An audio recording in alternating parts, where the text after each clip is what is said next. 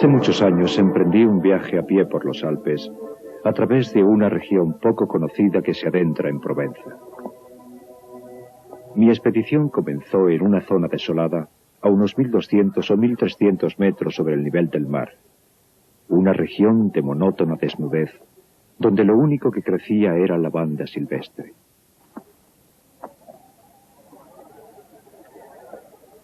Atravesé esta región por la parte más ancha, y al cabo de 3 días de camino me encontré en un desierto, una tierra baldía y estéril. Acampé junto a las ruinas de un pueblo abandonado. Se había terminado la reserva de agua y necesitaba urgentemente encontrar más. Aquel racimo de casas, a pesar de encontrarse en ruinas, me hizo suponer que en algún momento debió haber allí una fuente o un pozo.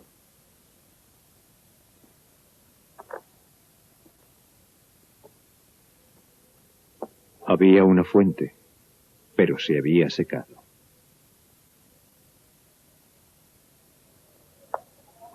Aquella media docena de casas sin techo, erosionadas por el viento y la lluvia, y la pequeña iglesia con su campanario semiderruido, se agrupaban como las casas y las iglesias de los pueblos habitados. No había vida en ellas. Era un claro día de junio, y en aquellas alturas desprotegidas, el viento resultaba insoportable. Crujía y gemía por entre los esqueletos de las casas como un animal salvaje devorando a su presa. Me vi obligado a levantar el campamento.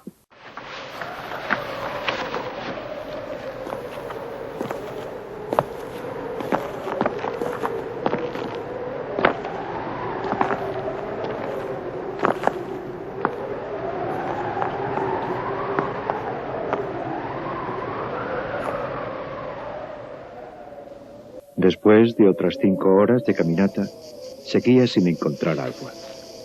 Y no había razón para suponer que tendría suerte. Por todas partes reinaba idéntica sequía. No se veía más que maleza amarilla.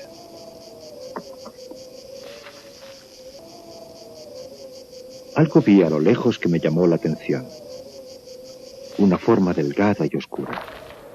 Lo tomé por la cepa de un árbol. En la duda, me dirigí hacia él.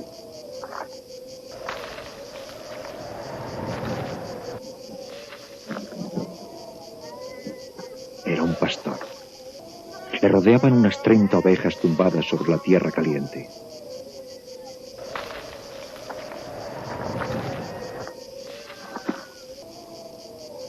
Me ofreció un sorbo de agua de su calabaza.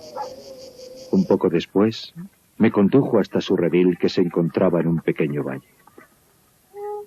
Sacó agua.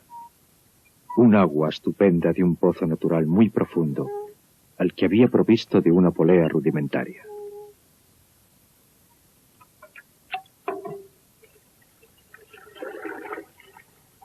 Hablaba poco. Eso es característico de las personas que viven solas. Pero sentía que estaba seguro de sí mismo, y esa seguridad impedía toda desconfianza. Aunque resultaba extraño en una tierra tan poco hospitalaria, no vivía en una choza de pastor, sino en una casa de piedra que seguramente él habría reparado con sus manos al llegar aquí. El tejado era sólido y fuerte. El viento sobre las tejas hacía un ruido como el del mar en la playa. El interior estaba limpio y ordenado. No había platos sucios. El suelo estaba barrido, la escopeta engrasada, y sobre el fuego bullía un caldero de sopa. Observé que el hombre estaba recién afeitado, que a su ropa no le faltaba un solo botón, y que los remiendos estaban hechos tan cuidadosamente que resultaban casi invisibles. Compartió su sopa conmigo.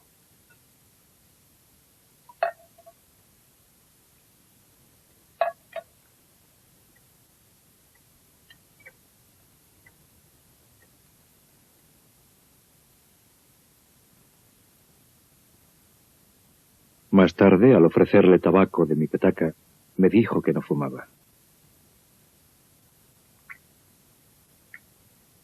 El perro, tan callado como su dueño, era cariñoso, sin ser servil.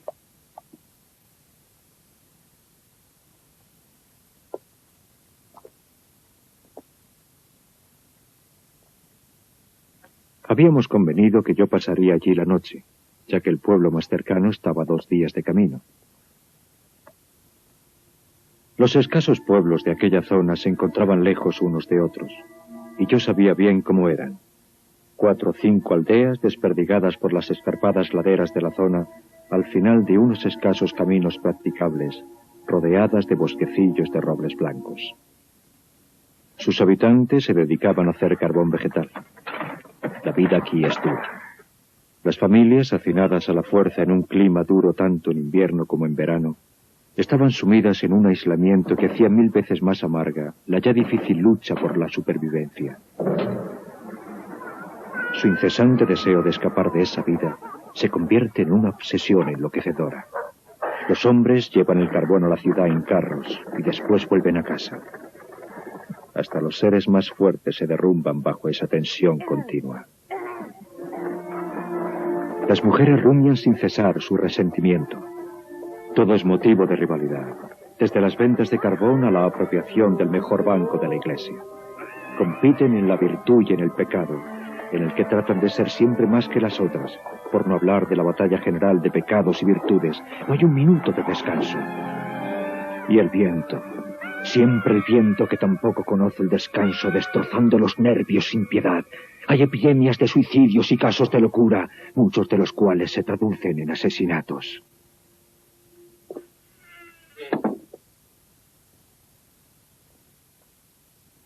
El pastor, que no fumaba, cogió una bolsita y echó un montón de bellotas en la mesa.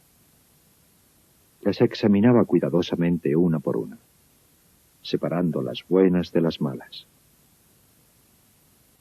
Yo fumaba mi pipa. Le pregunté si quería que le ayudara. Él contestó que era su trabajo, y yo, al verlo meticulosamente que lo hacía, no insistí. Aquella fue la única vez que hablamos en toda la noche. Una vez que hubo separado suficientes bellotas, empezó a hacer grupos de 10 con las buenas, seleccionándolas de nuevo. Separaba las que eran demasiado pequeñas o las que tenían alguna grieta. Ahora su inspección era muy escrupulosa. Cuando hubo reunido 100 bellotas perfectas, detuvo su tarea y se fue a la cama.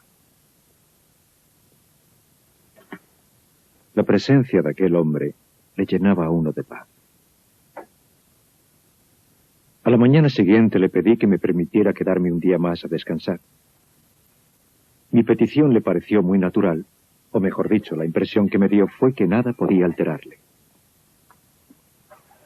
No es que yo necesitara desesperadamente descansar, pero aquel hombre me intrigaba y quería saber más cosas de él. Sacó su rebaño del redil y lo condujo a los pastos. Antes de marcharse, metió las bellotas que había elegido tan cuidadosamente la noche anterior en un cubo de agua y las dejó en remojo. Observé que su cayado era una barra de hierro del grosor de un pulgar y tan alto que me llegaba al hombro.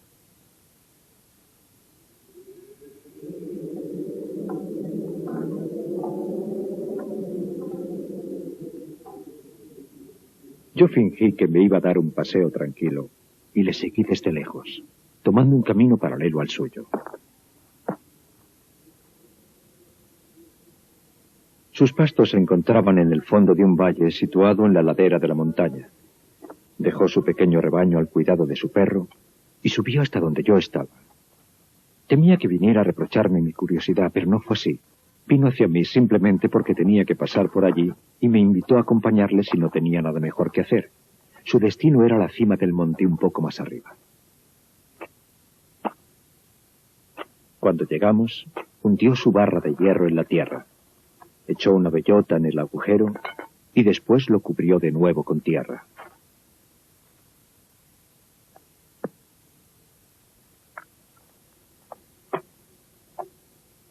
Estaba plantando robles. Le pregunté si la tierra era suya. Me contestó que no. Le pregunté si sabía de quién era. No, lo ignoraba. Suponía que eran terrenos comunitarios que pertenecían al municipio o tal vez a personas que no los utilizaban, pero no le interesaba quién fuera el dueño. Siguió plantando cuidadosamente sus 100 bellotas.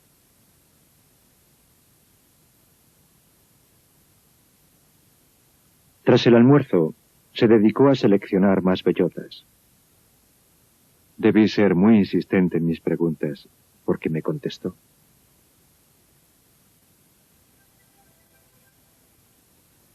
Llevaba 3 años plantando árboles en aquel lugar solitario. Había plantado ya 100.000. De estos habían nacido 20.000. Calculaba que perdería la mitad debido a los roedores o a otros designios inescrutables de la providencia. Eso dejaba 10.000 robles que crecieran en un lugar donde antes no había nada. Al oír aquello, me puse a calcular la edad del pastor. Era evidente que pasaba de los 50. 55, me dijo. Se llamaba Elzéar Bouffier.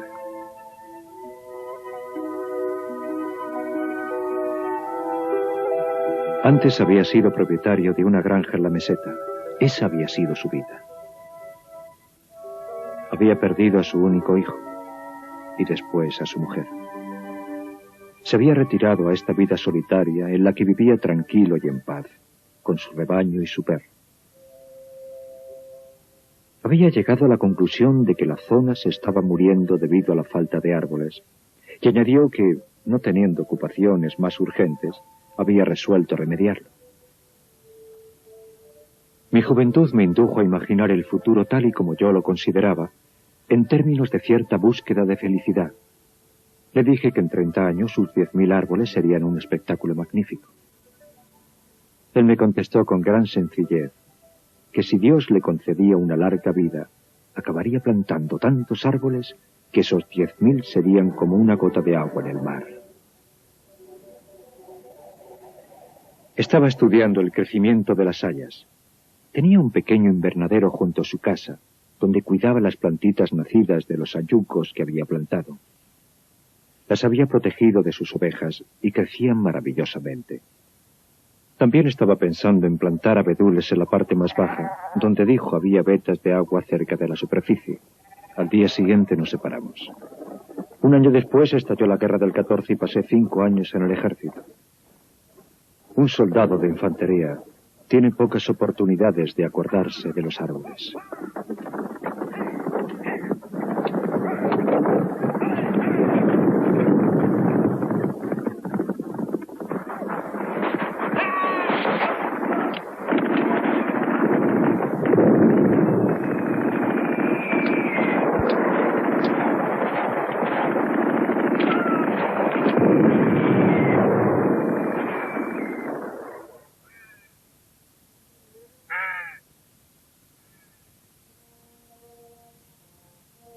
Al licenciarme, me encontré en posesión de una modesta gratificación del ejército y sentí la imperiosa necesidad de respirar aire puro.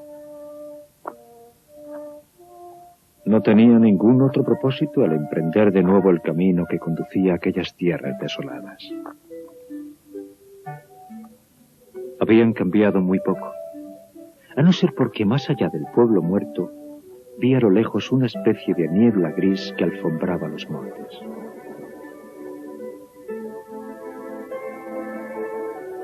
El día anterior me vino a la memoria la imagen del pastor que plantaba árboles.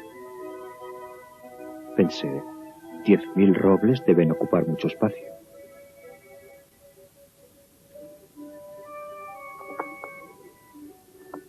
En aquellos últimos 5 años, había visto tantos muertos que me temía lo peor con respecto a Elzéar Bouffier. Especialmente porque a los 20 años, uno cree que un hombre de 50 es un viejo con un pie en la tumba.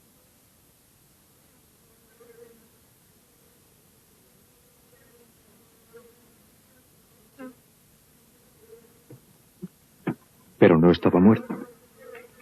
Había cambiado de oficio. solo conservaba 4 ovejas. Pero tenía algo más de 100 colmenas. Se había deshecho de su rebaño porque ponía en peligro sus plantaciones de árboles. No había prestado atención a la guerra. Había seguido plantando imperturbablemente. Los robles que había plantado en 1910 tenían ya 10 años y eran más altos que nosotros. ¡Qué espectáculo tan impresionante! Me quedé literalmente sin habla. Y como no era un hombre locuaz, pasamos el día paseando en silencio por su bosque. Estaba compuesto de 3 partes y la parte más larga tenía un total de 11 kilómetros y la parte más ancha no medía menos de 3. Cuando uno piensa que todo aquello había surgido de las manos y el alma de un solo hombre, sin la ayuda de ningún medio mecánico, se da uno cuenta de que el hombre puede emular a Dios en tareas que no siempre conducen a la destrucción. Había sido fiel a su dueño, y las hayas que se perdían en el horizonte tan altas ya que nos llegaban a los hombros, eran testimonio de ello. Los robles eran fuertes, y ya había pasado la época en que estaban a merced de los roedores, y por lo que respecta a los designios de la providencia misma, habría tenido que recurrir a un ciclón para destruir lo que había creado un solo hombre. Me mostró unos admirables bosquecillos de abedules de 5 años, que había plantado por lo tanto en 1915, mientras yo combatía en la batalla de Verdún.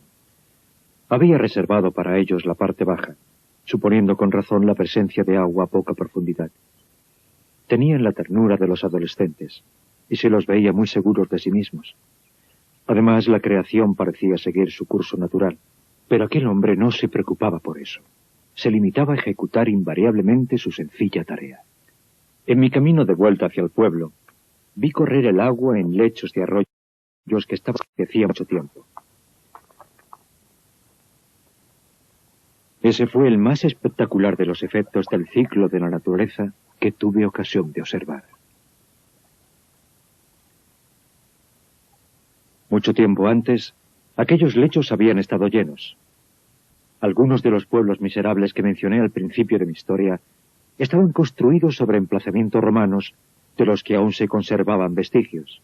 Los arqueólogos, al excavar en las ruinas, habían encontrado anzuelos en lugares donde en el siglo XX la gente compraba cisternas para poder disponer de un poco de agua. El viento transportaba ahora semillas al tiempo que volvía a aparecer el agua. Y crecieron de nuevo los sauces, los juncos, los prados, nacieron jardines y flores, y surgió una razón para vivir. Pero el cambio se produjo de una forma tan gradual que a nadie sorprendió. Los cazadores que se adentraban por estos montes inhóspitos en busca de liebres y de osos sí que habían observado el deslumbrante surgimiento de árboles jóvenes, pero lo habían atribuido a uno de los innumerables caprichos de la naturaleza. Esta era la razón de que nadie hubiera impedido la labor de aquel hombre. Si alguien hubiera sospechado que se trataba de una acción humana, habría intentado entorpecerla. Pero ¿quién podría suponerlo? ¿Qué habitante de los pueblos, qué autoridad administrativa habría podido imaginar una generosidad tan constante, tan magnífica?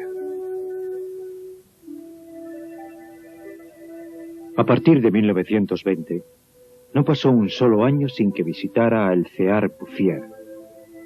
Jamás desfalleció.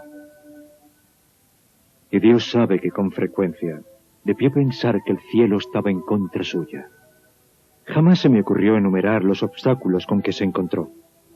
Pero es fácil imaginar que para tener un éxito como el que tuvo, debió enfrentarse a muchas adversidades. Y para conseguir que su sueño se hiciera realidad, debió haber luchado innumerables veces contra la desesperación.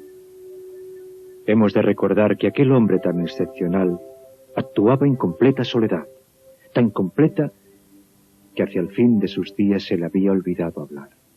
O tal vez no hubiera ninguna necesidad de hacerlo. En 1933 recibió la visita de un despistado guarda forestal que le prohibió encender fuego al aire libre, ya que eso podría poner en peligro el crecimiento de aquel bosque natural. En su ingenuidad, El guarda recalcó que era la primera vez que veía un bosque crecer solo.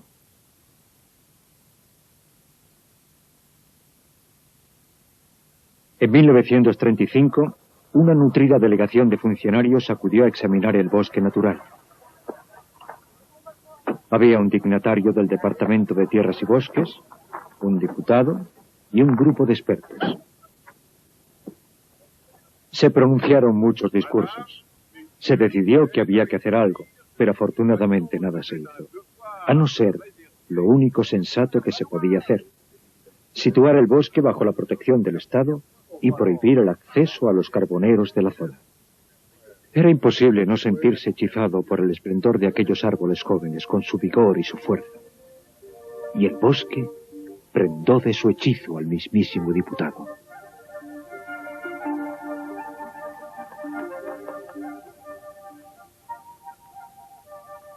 Uno de los guardas de la delegación era amigo mío. Le expliqué el misterio.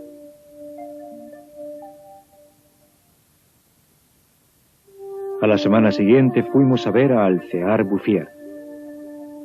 Le encontramos absorto en su trabajo a 20 kilómetros de distancia del lugar donde se había verificado la inspección.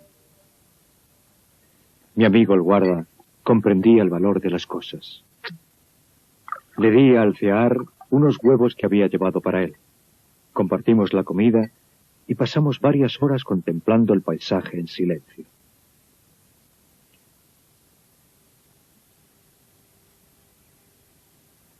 La pendiente por la que habíamos subido estaba cubierta por árboles de 6 o 7 metros de altura. Recordé el aspecto que presentaba aquella región en 1913, el de un desierto. El trabajo tranquilo y constante, el aire saludable de las montañas, su frugalidad y por encima de todo su paz mental habían dotado a aquel hombre de una salud que era casi un aura. Era uno de los atletas de Dios. Me preguntaba cuántas hectáreas más cubriría de árboles. Antes de marcharnos, mi amigo se limitó a hacer una sugerencia sobre el tipo de vegetación para la que aquellas tierras parecían más favorables. No insistió más. Por la sencilla razón, me explicó después, de que de eso él sabe mucho más que yo. Debió seguir dándole muchas vueltas más porque, tras una hora de camino, añadió: sabe más que nadie. Ha encontrado una forma magnífica de ser feliz. Gracias a este guarda, se protegió no solo el bosque, sino también la felicidad de su creador.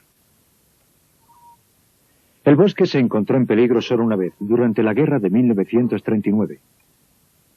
Los coches de la época funcionaban con generadores de leña y nunca había bastante madera. Empezaron a cortar robles en 1910. Pero el bosque estaba tan lejos de cualquier camino practicable que la tala resultaba antieconómica y se abandonó.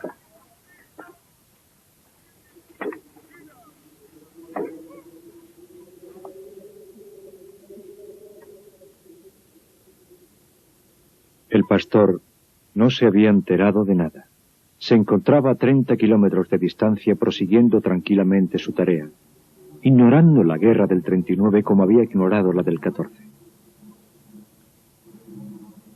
La última vez que vi a Alcear Bouffier fue en junio de 1945. Para entonces tenía 87 años. Yo había emprendido el viejo camino hacia el desierto, pero ahora, pese al penoso estado en que se hallaba la región tras la guerra, había un autobús que hacía la ruta entre el valle del río Turans y la montaña. Atribuí a la velocidad de este medio de transporte el hecho de no reconocer el escenario de mis excursiones a pie. Hasta que no vi una señal con el nombre de uno de los pueblos, no me convencí de que estaba en la misma región que yo había conocido en semejante estado de deterioro y desolación. Me bajé del autobús en Vergons. En 1913, este pueblo de 12 casas contaba con 3 habitantes. Huraños con los forasteros, vivían odiándose unos a otros y sobrevivían a base de cazar con trampas. Su situación era desesperada.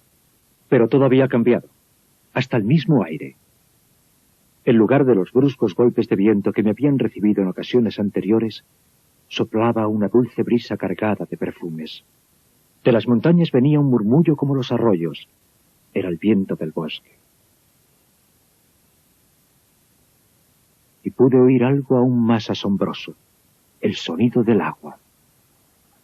Habían construido una fuente que manaba libremente, y algo realmente conmovedor. Junto a ella habían plantado un tilo, símbolo incontestable de la resurrección.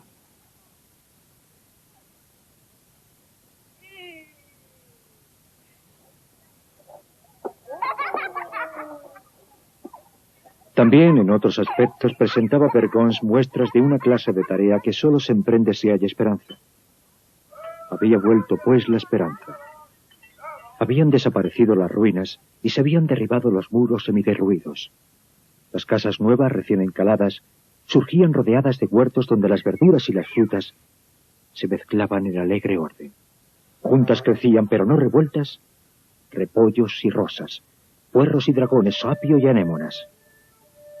Aquel pueblo se había convertido en un lugar que invitaba a quedarse. Desde allí proseguí a pie. La guerra no había permitido que la vida floreciera en todo su esplendor, pero Lázaro había resurgido de su tumba. En las faldas de la montaña vi pequeños campos de centeno y cebada, y en el fondo de los estrechos valles los pastos empezaban a verdear de nuevo.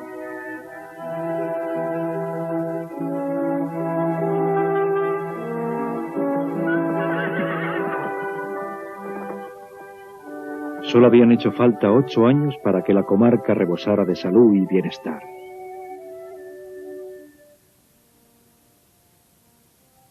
En lugar de las ruinas que había visto en 1913, había ahora granjas primorosas recién encaladas, signo de una vida cómoda y feliz.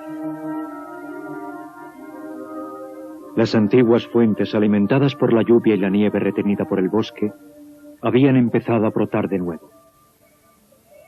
Cada granja dispone de agua de los arroyos que se derrama sobre la tierra alfombrada de mente fresca. Los pueblos habían sido reconstruidos poco a poco. A las montañas había acudido gente del llano, donde la tierra es cara, trayendo su juventud, su vigor y su espíritu de aventura. Por los caminos se veía gente sana, bien alimentada, muchachos y muchachas que sabían reír y que habían recobrado el gusto por las diversiones sencillas.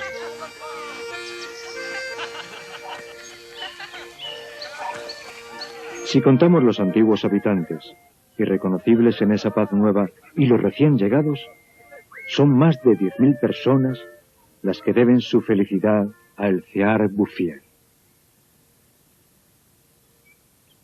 Cuando pienso que un solo hombre, un solo cuerpo, una sola mente ha sido capaz de hacer surgir esta tierra de Canaán del desierto, siento que a pesar de todo el ser humano es admirable.